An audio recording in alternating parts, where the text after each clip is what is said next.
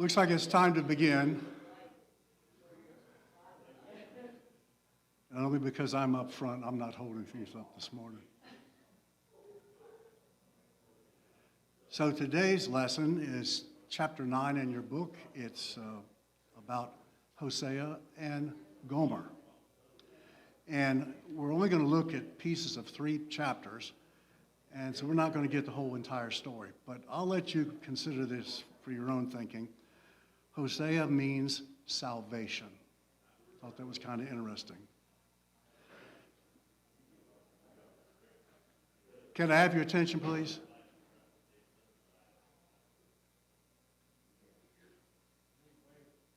Everybody hear me now? Try again. So, I'm one of those curious guys. And as you look at Hosea, there are actually 14 chapters. And I didn't remember that. But I did know that Daniel has 12. So if we're going to say that Daniel is a major prophet and Hosea is a minor prophet, what goes with that? Well, somebody who has a little more time than I do, and I guess it would be translation specific, actually did a word count. Daniel has over 9,000 words, and Hosea has 3,615 on somebody's count. So the number of chapters doesn't make a whole big difference. There's a lot more words to be said by Daniel. Let's look at the setting of the time. We'll go to Hosea chapter 1, verse 1. The day of the Lord comes to Hosea, the son of Beeri, in the days of Uzziah, Jotham, Ahaz, and Hezekiah, kings of Judah, and in the days of Jeroboam, the son of Joash, king of Israel. Now, I've said it before, and I'll continue to repeat it whenever I throw out information. I don't make a big deal about dates. I don't know how accurate they are, but sometimes they can just be a decent reference, if you will, even if they're off some or maybe even a lot. What we're going to talk about today occurs 250 years after the time of King David, 650 years after Israel came into the Promised Land. So given that information, you can decide for yourself, do you say, wow, it sure didn't take Israel long to sin? Or if you look at it from the other perspective, you may say, wow, look how patient God has been. Now, actually, this book will speak of condemnation to both Israel and Judah, because at this point in time, the kingdom is divided. But in our lesson, we're not going to talk about Judah. We'll just kind of skim past it. To get a real understanding of what it would have been like, you need to go to 2 Kings chapter 14. And I'm not going to take time to read verse by verse, but in verses 24 to 28, we find that King Jeroboam II, and that's the Jeroboam that's going to be king of Israel at the time, did evil in the sight of the Lord. Yet the Lord saw that Israel was bitter with no helper. So by the hand of Jeroboam II, God was going to spare Israel. He restored the territory of Israel, recaptured land that had been taken, and a big thorn and a terrible, tough opponent, Syria, was conquered by Assyria, so they no longer could punish Israel, no longer make any threats. Now, from time to time, I'll mention commentaries, and I go to the Enduring Word quite a bit. It's one that's pretty easy to read and generally has good references. While I say that, let me tell you that the guys or people who wrote that wouldn't know the plan of salvation if a truck ran over them with it. So you have to take whatever you learn from any of these commentators with a little bit of sense. But in this case, I think it's probably an easy quote. You see, they have said that for a period of time, archaeology has shown that the homes in Israel were all pretty much set size. But during the time of Jeroboam II, they found houses that were much larger. So the point that they're trying to make, and with Israel being really pretty good shape right now, that God has seen that Jeroboam has brought it all back together, I think they probably best be described as fat and sassy. They're in pretty good shape physically, financially, but certainly not spiritually. Anybody have any questions or comment about that? Well, let's look at Hosea's family. We'll go to verse 2. When the Lord began to speak by Hosea, the Lord said to Hosea, "Go, take yourself a wife of harlotry and children of harlotry, for the land has committed great harlotry by departing from the Lord." What God intends to do in this book is have the life and the family of Hosea mirror what is going on in Israel. Hosea said, pick a wife of harlotry. Just like at that time, Israel was worshiping all kinds of phony gods and idols and no longer being faithful to God. Found it unusual. There's apparently some debate, this comment, go take yourself a wife of harlotry. Because most believe that when Hosea took Gomer as his wife, she was not an adulterous woman. And Wayne Jackson, a well-known Christian, fine commentator himself who has passed on, says what's used here is prophetic prolepsis. And that's speaking of something that will happen as if it has already happened. And on that same page is a fellow by the name of Leon Stancliffe. And what makes him particularly special is if you go on the GBN website, they have included his commentaries. So I'm going to say that somebody a lot smarter than Rick thinks that Leon Stancliffe is a pretty good commentator. And what he says is that Gomer was not a harlot when she was married, but she came from a land that was saturated with immorality, and harlotry was accepted. And if you think about it, it kind of makes sense that she wasn't adulterous when they were married. Because if it's going to parallel Israel, if she was a prostitute when he married her, that wouldn't fit at all. Because go back to Exodus 24:3. So Moses came and told the people all the words of the Lord and all the judgments. And all the people answered and said, one voice and said, all the words which the Lord hath said, we will do.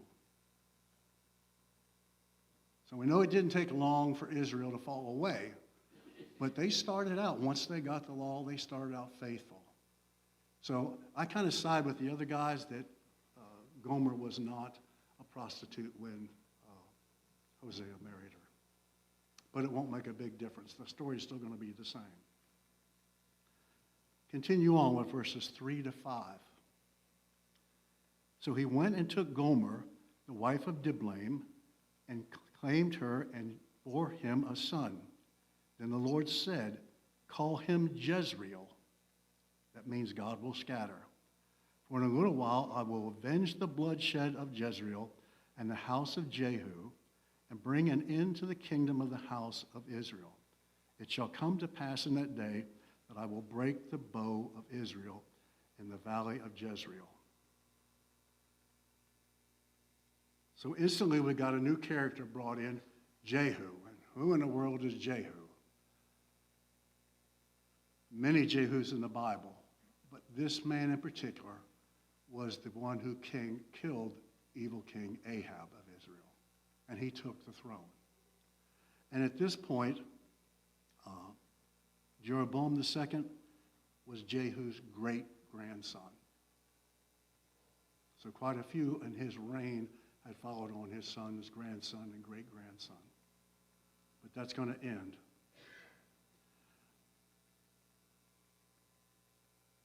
Break the bow. That probably wouldn't make a lot of sense to us today, but it made sense to them because a bow was one of their weapons, right? So the idea of breaking the bow meant you're going to break their military strength. And without military strength and without God, and that's where these people are right now, they have no hope.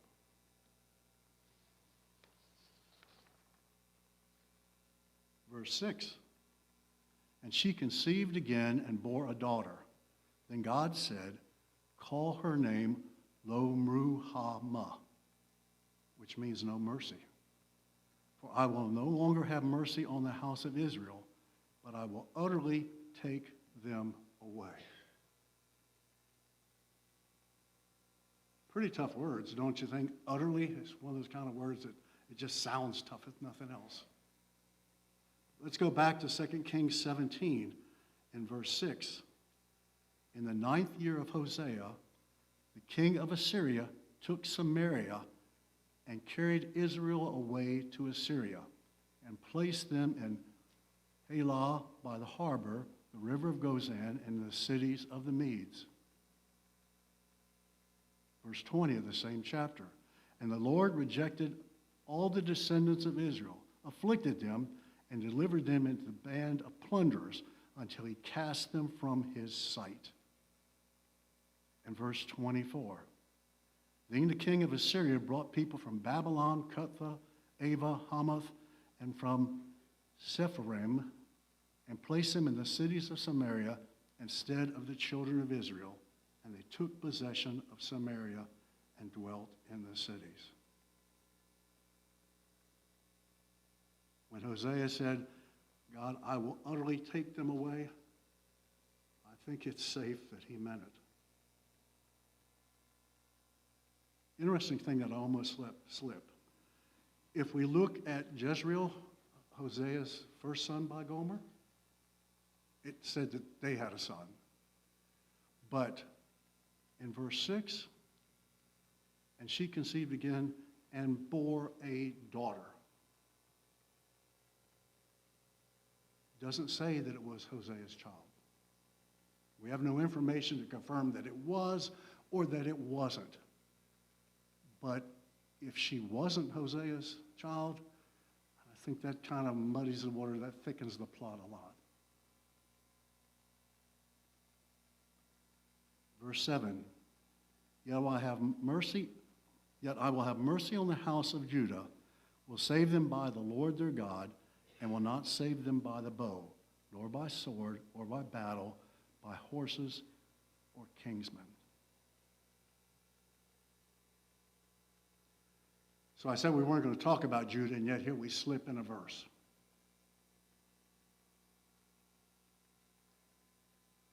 What do you think it means? It will not save them by bow, by sword, by battle, by horses or horsemen. This mentions the military strength of God's care for his people and down through time. Although he used the military many, many times, it's like the Gideon got down to 300 soldiers. So, God doesn't save through physical strength or material things. It reminds me a lot of Gideon when I read this. Let's go back to this setting. Hezekiah was considered a good king. Most things he did were good. But Hezekiah was a man, and at one point in his life, Hezekiah thought it was wise to bribe the king of Assyria. Oh, why go to God and bother him, right? Let's just pay off the bribe. Well, what happens when somebody bribes you? Are they ever satisfied? Does it ever quit? And it didn't. The more Hezekiah would do to bribe the king of Assyria, the worse it got. Until Hezekiah had one of those moments and his brain came back to him, and he said, I need to depend upon the Lord. And he prayed for God's help. No army was needed with God. And I think we have the answer in 2 Kings 19:35. And it came to pass on a certain night that the angel of the Lord went out and killed in the camp of the Assyrians 185,000. And when the people arose early in the morning, there were all the carcasses, all dead.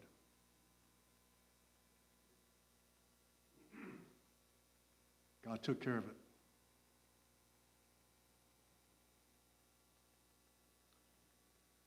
Eight and 9. And when he weaned Lu-Mahah and conceived and bore a son, She said, then God said, call his name, Lo Am I, which means not my people. For you are not my people, and I will not be your God. Anything worse God could tell Israel? I will not be your God. Thoughts and comments for what we've covered so far. Would you want to be in Israel? Pretty miserable setting. For all the stuff you may have and all the land you've accumulated, God's not going to be with you. Makes me wonder how Hosea, how he felt about this. No suggestion that he was not a willing participant. So I kind of wonder how much of this was for him, his own understanding, so that he might then present this to the people, sort of an object lesson, I guess. But that had to have been hard, I would think, for Hosea to be the example or be the object lesson or whatever it is. When you think of people that really sacrificed to obey God, this would have been something hard. Makes him stand out for sure. Do you think any of the prophets liked the message that they were delivering? Would anybody be happy to tell their people, you're done. God's fed up, and that's it. You're done. Is that a message you want to deliver? And yet the prophets did. And while we may not be as boisterous, we may not be as abrupt, don't we sort of have that same message to declare?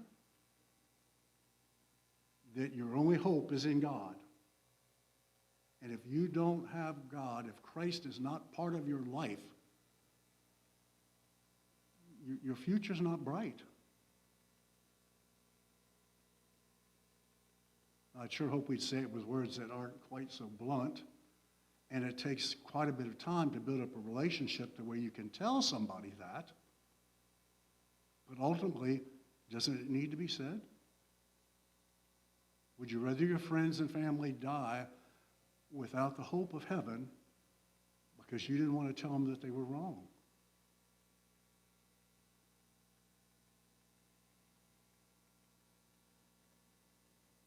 Comments?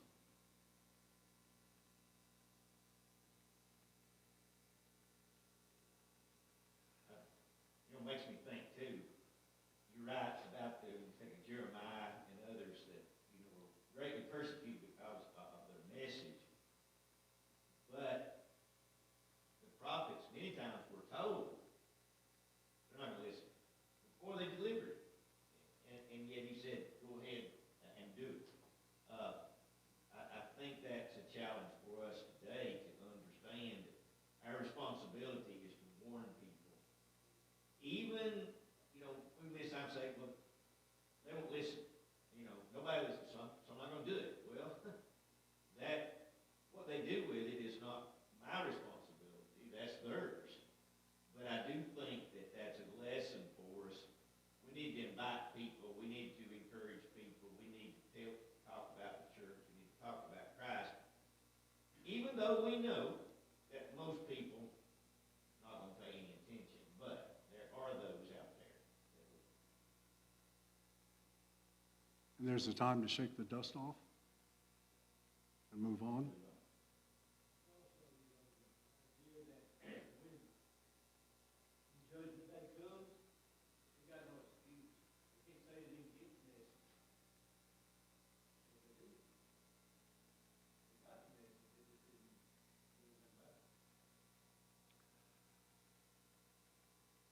Don't know what tomorrow will bring, if there will be a tomorrow. But can you think of a time when the Bible was more accessible?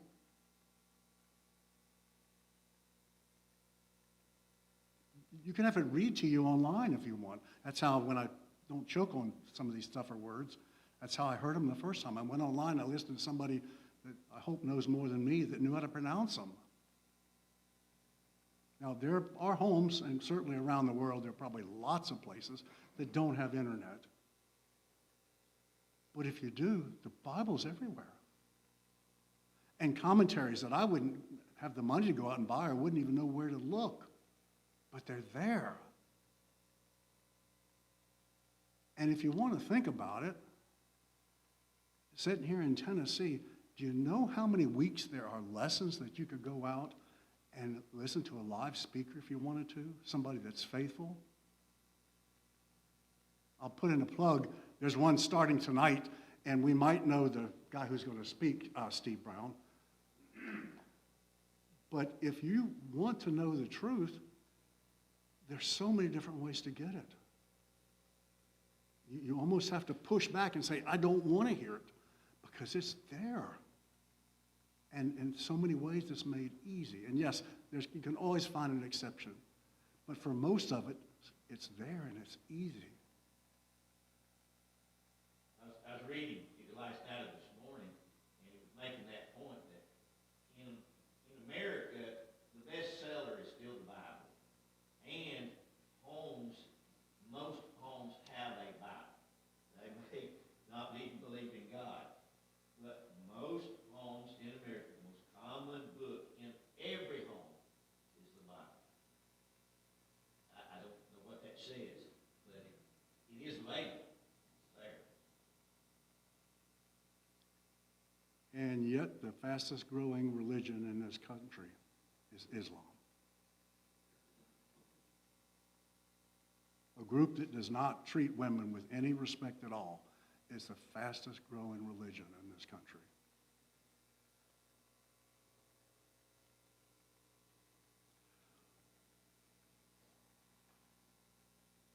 Maybe you'll find a case that I don't remember, and that'd be okay, because I don't claim to know it all by any means.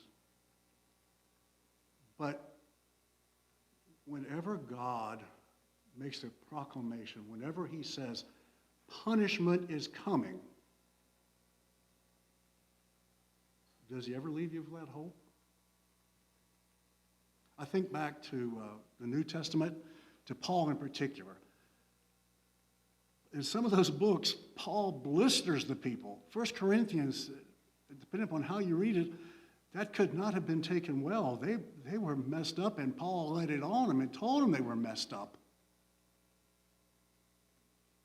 But before the book was over, was he still not professing hope?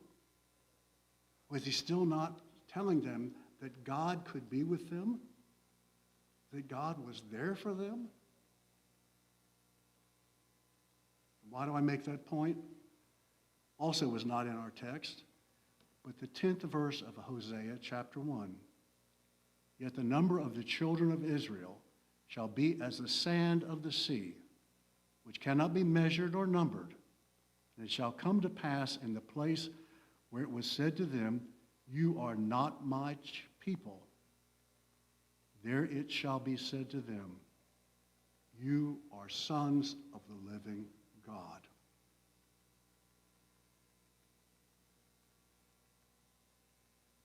That wasn't going to be seen by the people that originally heard this message.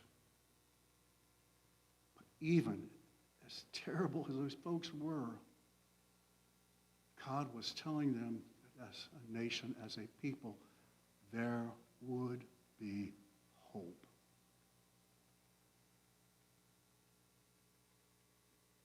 Comments to that?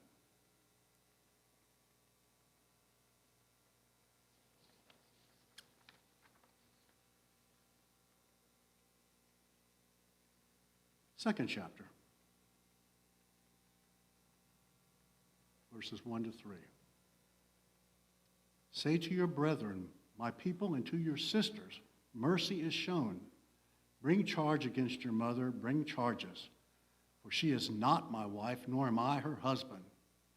But let her put away her harlotries from her sight, and her adulteries from between her breast, lest I strip her naked and expose her, as in the day she was born, and make her like a wilderness, and set her like a dry land, and slay her with thirst. Again, God is comparing Israel to an adulterous wife. And he's making a plea to Israel. Give up that lifestyle. Follow me. Because God is not willing to share.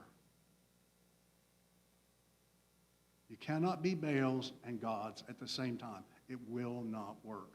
You cannot be Satan's and God's at the same time. It will not work. It is not acceptable. How unacceptable? Let's go to the Ten Commandments. Exodus 20, 3-5. You shall have no other gods before me. You shall not make for yourself a carved image, any likeness of anything that is in heaven above, or that is in the earth beneath, or that is in the water under the earth. You shall not bow down to them nor serve them. For I, the Lord your God, am a jealous God.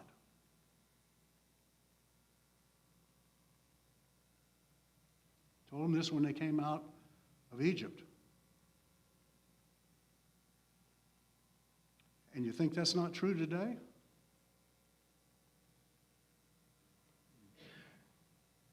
This is Ten Commandments. This is part of the Old Testament.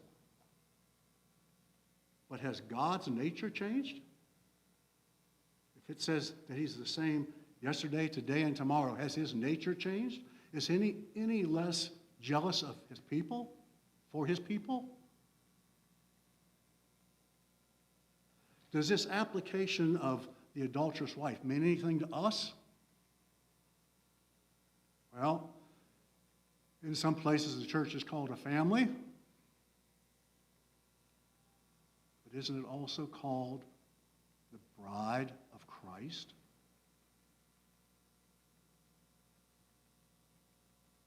You think that was a slip up or an accident that God came up with that?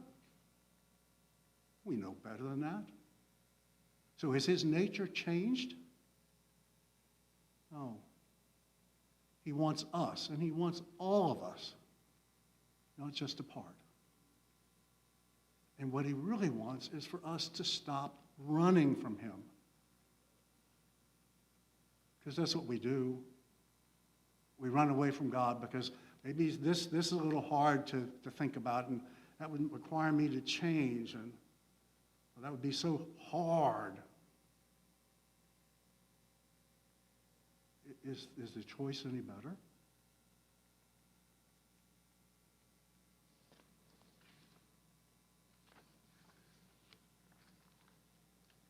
Verses 4 and 5. I will not have mercy on her children, for they are children of harlotry, for their mother has played the harlot.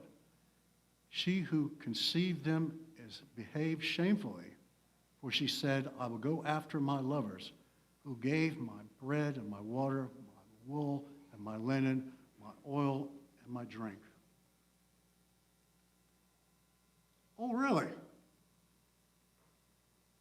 Is that so?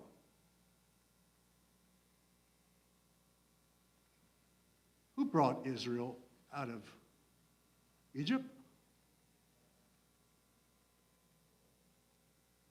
I think it was some stray lover. Who led them in the wilderness for 40 years?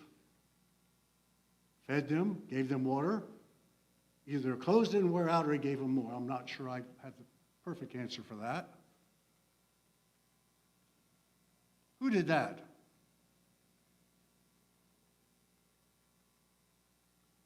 Who gave them the promised land?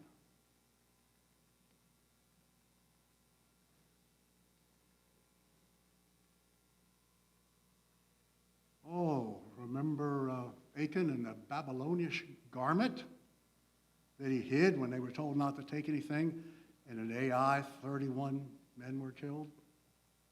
Sounds like such a small number for war. But it sent a message, didn't it? You do things as God says, and things will go the way God said they will go. Israel wasn't strong enough to take the enemies that was in the land of Canaan. They're giants. Don't you remember what the 10 spies said? They're giants. How could you take them? God did that, not some stranger. And for us, Matthew 7 through 11. Ask and it shall be given to you. Seek and you will find. Knock and it will be open to you. For anyone who asks receives, and he who seeks finds, and to him who knocks it will be opened. Or what man is there among you, if his son asks for bread, will give him a stone? Or if he asks for fish, will he give him a serpent? If you then, being evil, know how to give good gifts to your children, how much more will your Father in heaven give good things to those who ask him? So it's there for us. And it may not be all the lavish things that we might want, the biggest house, the fanciest, fastest car, or whatever it is you want. But our needs, ask and it shall be given.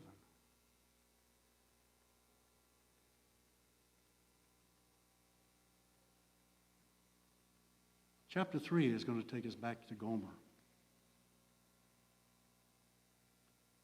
Verse 1, then the Lord said to me, go again, love a woman who is loved by a lover and is committing adultery, just like the love of the Lord for the children of Israel, who look to other gods and love the raisin cakes of the pagans.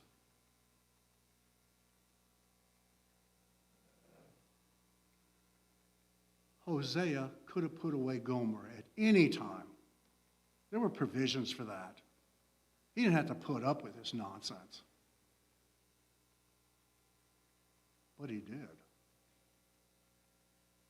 He took her back as a wife.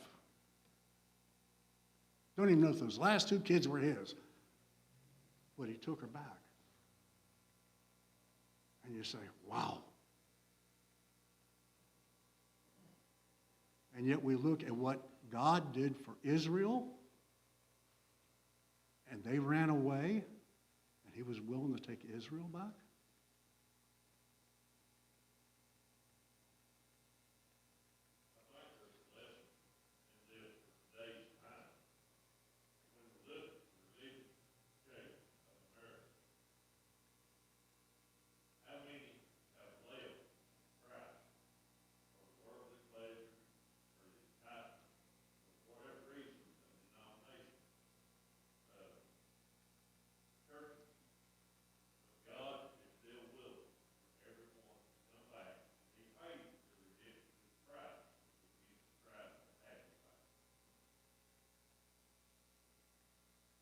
Good point. I like the last part of that, and if it wasn't so serious, I'd laugh. It says, the raisin cakes of the pagans. That's kind of an interesting thing, isn't it? Chasing after the raisin cakes of the pagans. I don't know how I'm supposed to take that, but let me tell you how I take it. What is a raisin cake? I guess it's food. It goes in your belly, and you might smile on the way down because the raisins are sweet, and all that is good. But after it hits the belly, it's gone, and that's it. And really, isn't that what the pleasure of sin is? For a time, whatever this thing you do, whatever this thing that you allow, whatever sin you choose, for a while, it may seem sweet. But what sin has not come back and bitten you? Was it really that good? Cakes are gone. How special were they? And the sin? How good was that?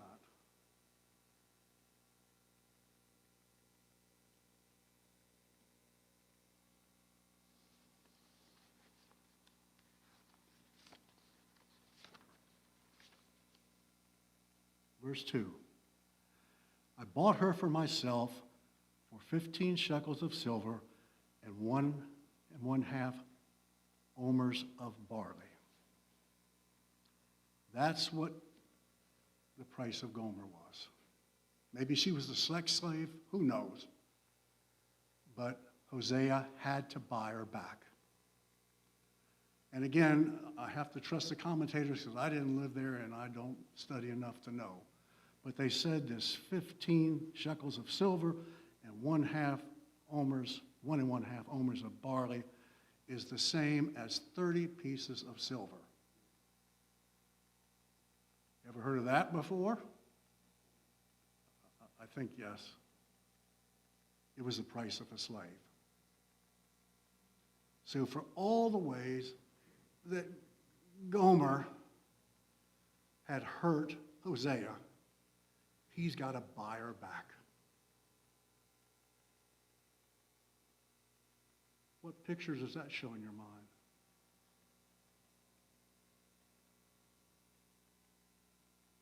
And isn't it true that it's not just Israel, but every one of us that has sinned, no, we have to be bought back? Titus 2:14.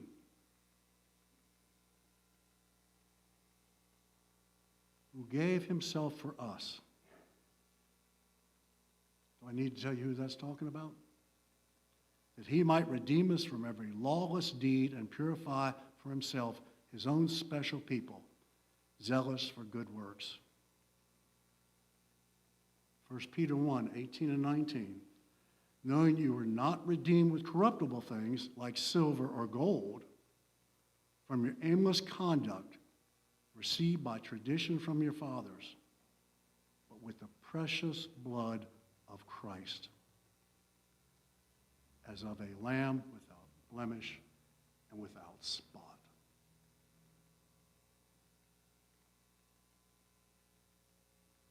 We're no different than Israel. We're no different than Gomer. We had to be redeemed because we were sinful. We were vile to God. We were given a path and we chose another route, the wrong route. And just as Hosea was willing to take back Gomer, and God was willing to take back Israel, he offers a way out for us.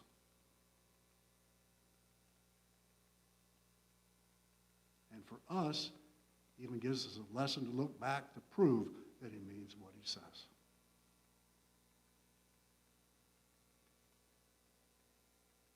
Hosea 3:3. And I said to her, you shall stay with me many days. You shall not play the harlot, nor you shall have a man. So too will I be toward you. Gomer is not her own. She's been bought again. She has a husband. 1 Corinthians 6:19 and 20. Or do you not know that your body is the temple of the Holy Spirit who is in you, whom you have from God, and you are not your own? For you were bought at a price. Therefore glorify God with your body and in your spirit, which are God's.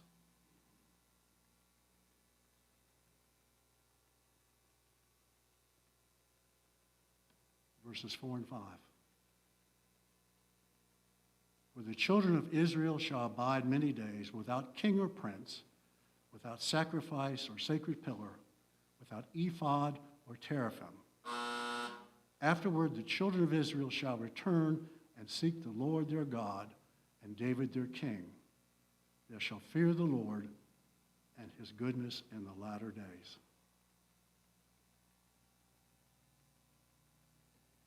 Again, time. It will be about 60 years. And then will come Assyria. And we've already read, just in 3 verses, what the Assyrians are going to do to Israel.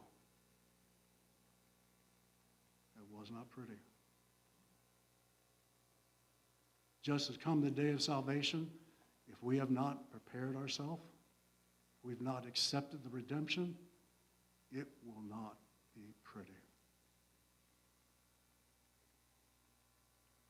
But in time to come, the Babylonians would come and they would whip up on Assyria, and Assyria would be no more.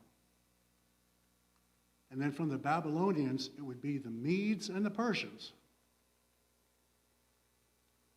They wouldn't control but so long. But after them, it would be the Greeks, and Alexander the Great, and then his generals. And following the Greeks were the Romans. And in the days of the kings or emperors of Rome, and you know the rest of that story. Any questions? Thank you for your attention.